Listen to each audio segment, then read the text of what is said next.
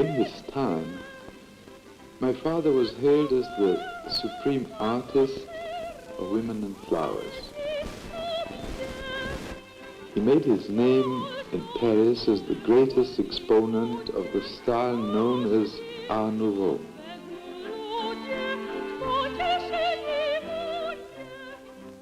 It expressed very much the feeling of the time, which is very similar to certain feelings of our time. Especially the young people who buy these posters today are in a way very similar to the young people who used to buy them in his days. A lot of there are points in common between the two generations. And besides, it's very beautiful. You can always look at it without getting tired of it. A lot of posters you put up, and after a certain time you get tired of it. But these you never get tired of. This is very important. It's, you know that all this sort of return to fame of his is of fairly recent date. It happened really in the early 60s. And up till then, people told me, well, for Christ's sake, why do you look after all this? What do you think will ever happen? Nobody will ever care for this. But it was part of my life, part of my personality, and so I love it. It's part of me. And I somehow felt that a good thing can never be lost for good. He came from Moravia, which was where, and still is, alive, the local tradition of decorative art. And so he just did it in a more sophisticated way, but he saw himself as a normal continuation of the folk artists who decorate every object they make. And he was very skillful, an artist who could do himself what he designed.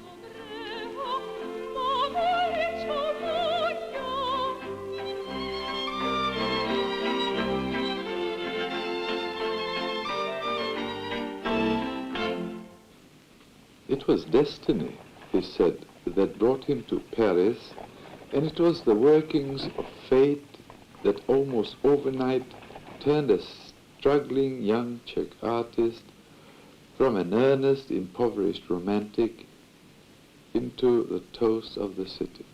Le style Mucha seemed to be waiting to emerge fully formed.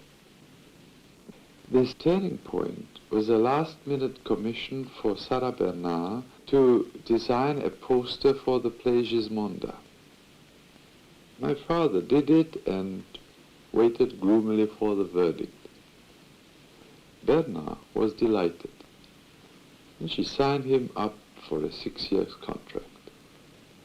He admired her very much. He admired her as an artist, and he worked with her not only on posters. He was really her stage designer. He was her artistic director of the theater. He even did some productions with her, like the Dame aux Camélias. They produced together. They directed together, and he admired in her what he considered is the first thing for an artist, and that is that she worked hard. For him, 16 hours a day of work was the minimum an artist should do. From 1895 to 1900, he produced 9 posters for Sarah Bernard. He also advised her on her hairstyle, selected material for her dresses, and designed much of her jewelry. My father closely studied every detail of Sarah Bernard's face and deportment. This is how he described her.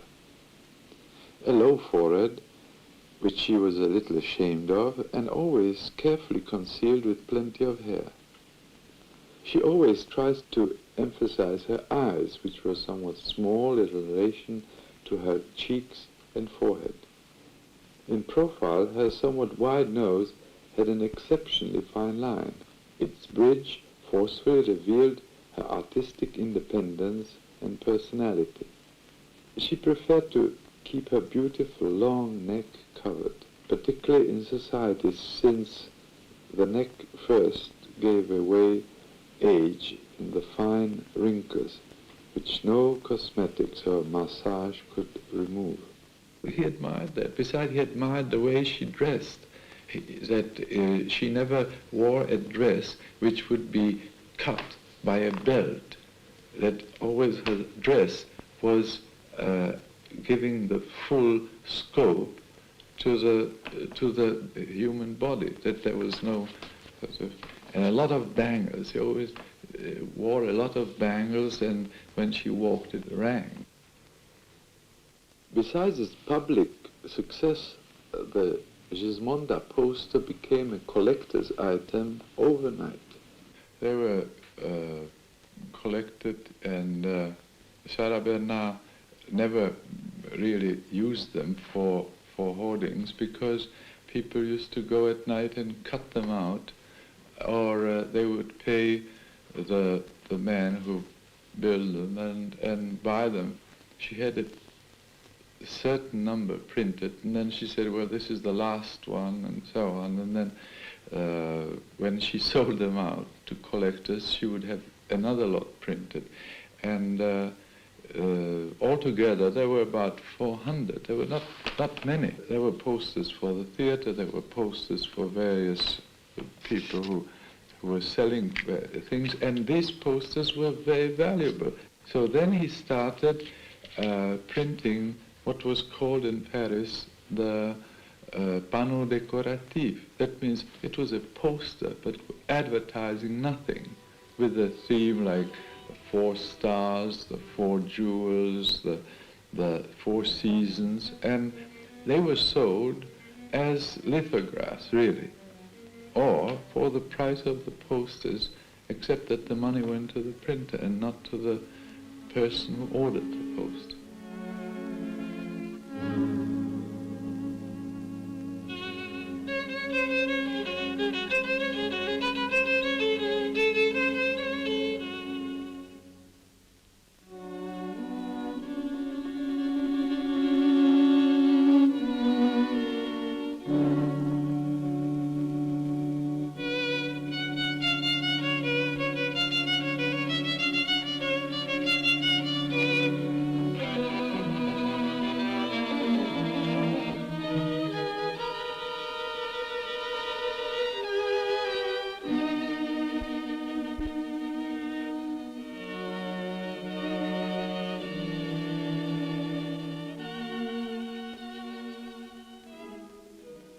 He wanted, through his posters, to give the art to the people who couldn't buy ordinary art. I mean real art, that means who didn't have the money to buy pictures, and so he wanted the people in the street to get in touch with art directly when they were out in the street, or that they could bring it home for very little money. But then he found that, again, it became a domain of the rich and not really of the poor, for whom it was intended.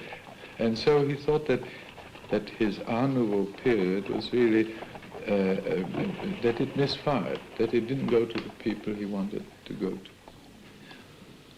Worldly success never altered my father's independence of outlook. He never spoke of Art Nouveau, the conception of modern art as a subject to passing fashion is an insult to art, he wrote. Having grown out of the soil of its own people, art thrives on its own roots, grows green on the sap of its own country, and blossoms with its own flowers in order to be entwined in a common garland with the flowers of other nations. In this book, Document Décoratif, he collected all his principal designs for objects And we can see in it how he proceeded in stylizing a flower, first doing the design of the flower in a perfect naturalistic way, and like for instance the poppy flower here or here, which you see is absolutely naturalistic.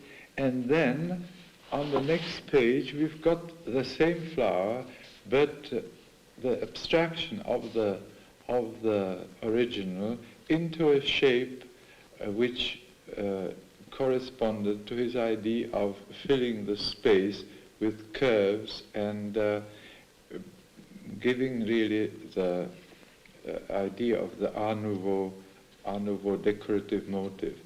Well, this book contains, like for instance, the poppy flower here, or the lilies, or the cornflower, examples of how the flower has been used in his decorative motive. He abhorred empty space, and every empty space he filled with curves, but these curves always had to derive from reality, from the real thing that he studied first very carefully in nature. Here, for instance, the round tree or the lilies. The lilies were his favorite flower because they not only were flowers but also had a symbolic value as the purity of soul.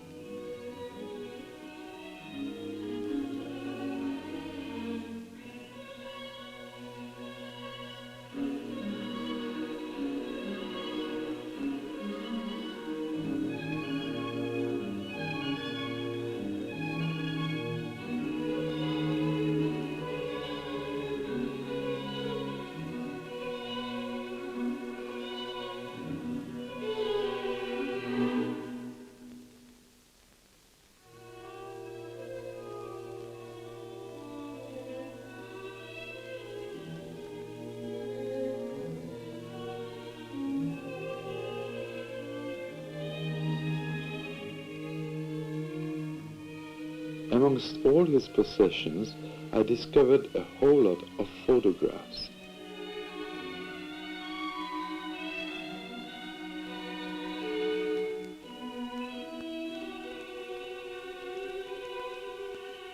They tell us a good deal about how my father worked. At that time, the painters discovered photography and discovered that it was a very easy way of conserving the model in position. You see, the problem was that it was a time where there were a lot of folds on the dresses, and they had problems with it because either they had to pay a model and get it back into position, which was difficult, or else they had a big figure, life-size. We had it at home for a long time, which they dressed up and had it standing in the studio. Now, the charwoman came, kicked it, and gone was the fold. So they suddenly discovered that photography could do this. And so all of them took photographs. And he used the photograph mainly to capture naturally the position which he wanted, but also mainly the folds of the garment. And he photographed his models in the studio under the same lighting conditions as he would have done using the live model, and probably using a very long exposure. Then he drew naturally from this photograph only as an aid, not that he would have been copying the photograph. he didn't do it this way, naturally. He would just use it for his inspiration.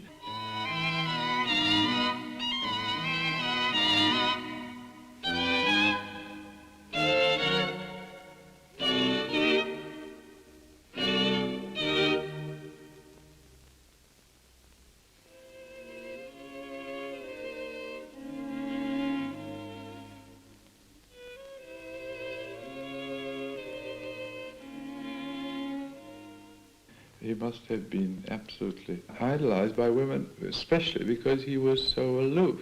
He never wanted to have anything to do with a woman, except if it was his wife. But otherwise, he was terribly sort of aloof and offstandish. He would, when I was a boy, and he saw me sort of looking at a girl, so he would say, you know, I tell you, when a woman comes close enough to you, kick her. This was his attitude to women. I think he put them on a very, very high pedestal. And unless the woman corresponded to his ideal, she was a slut.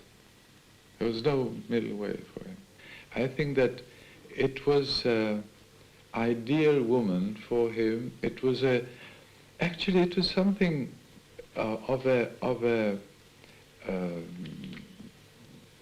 child woman he was idealizing. Just look at some of the things. It's never a really grown woman. It's a child woman, and I think this comes from the fact that there's a rather mysterious thing in his life when he was young, and very young, and he was in love with a very young girl.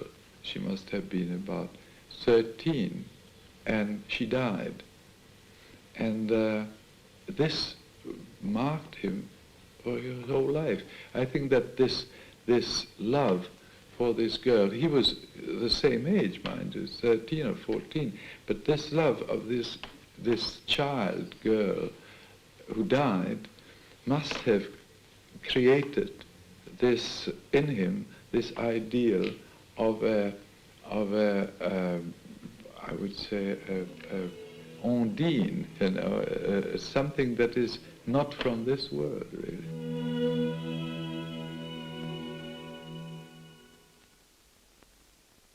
Very important for him was his American visit in 1904 and 1905, when he really ran away from Paris because he wanted to make a cut, a stop in his life.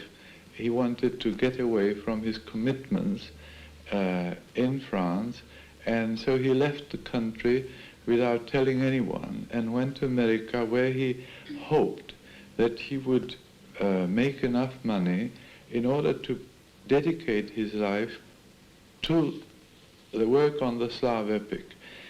And when he arrived, he was greeted as the biggest sort of decorative artist of his time. You know how things go in America. And this was naturally extremely important for him, because it was a change, complete change of his life. But then he became really resident in America and started teaching at the Chicago Art Institute. And this was also an extremely important part of his life, because he was a great teacher, and he brought up one of the most sort of prolific generations of American artists.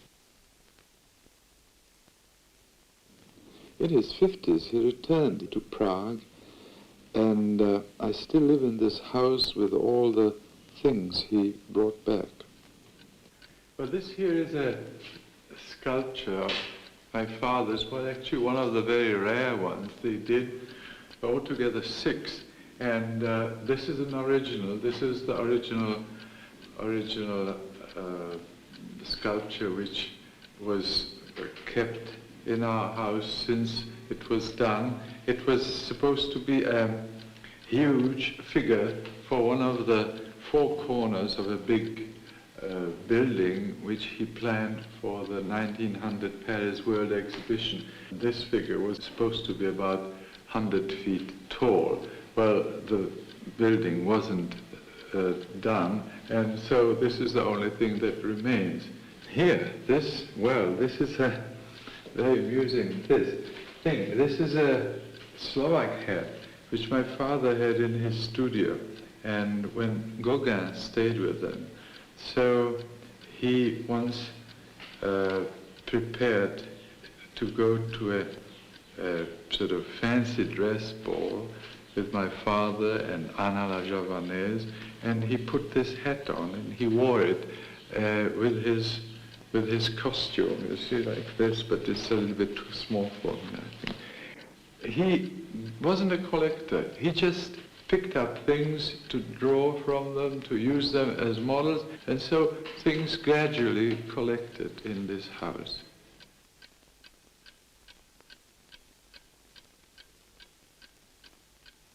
With this chair, for instance, I'm sitting in, I think that everybody who came to his studio used it, from Sarah Bernard to all his models. And the mirror at the back, that was in his studio, usually at the back of this chair. So if you look at old photographs of his studio, you find all these pieces there. And the small objects as well, the vase, everything was there. He was very, very old when I really knew him.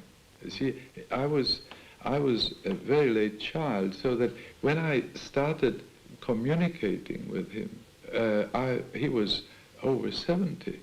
To me, the idea of a father for a long time was a very, very old gentleman. He didn't have any any feelings for the sort of weaknesses of young people. He always wanted me to be absolutely perfect as he was.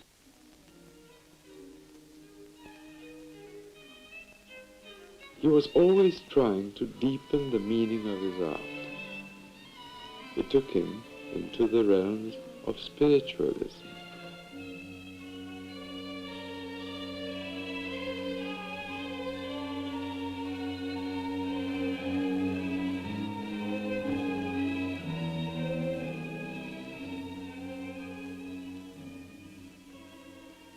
This is one thing where you get a link between his time and the present. I mean, especially in America, I mean, all this Zen and all the sort of Eastern philosophy and all the various psychedelic sort of experiences. It was very similar to what they did, except that they were perhaps a little bit more serious about it. They perhaps knew more about it. He consulted always various spirits, like, for instance, Leonardo da Vinci or his mother or his... Sometimes it was very funny. It was like a conversation by telephone. It was a long-distance call to the other world, because and they were strangely, all these spirits on one hand said how wonderful it was, I mean, to be in the presence of God, and yet they sort of thought that to be alive was something much better, because they said, "Oh, Mr. Mucha, I didn't know you were alive still. How nice, you know, and how are you?" And like that, just you can read it. It's like a transcript of a telephone conversation. Father may have seemed naive in his excursions into spiritualism and the occult, but he never minded making a fool of himself.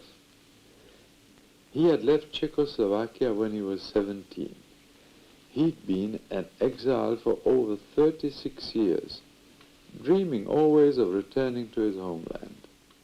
He was accepted as naturally the big artist of the country. He considered the artist's gift to be a duty given to the person, and if the person didn't fulfill this duty, he would be punished in the hereafter by permanent bad conscience. And that was the hell for an artist, that he has squandered his opportunity on earth without having done what he was supposed to.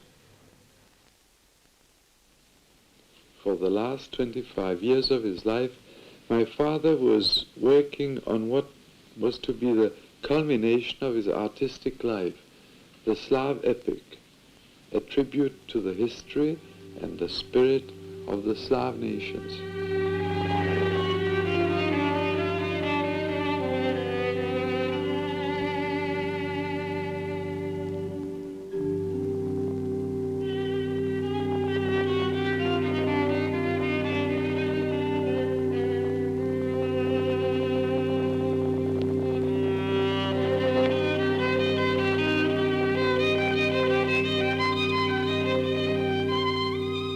And what is he remembered for today? It's for the work he did in Paris between 1895 and 1904, pictures he later dismissed as elegant frivolity.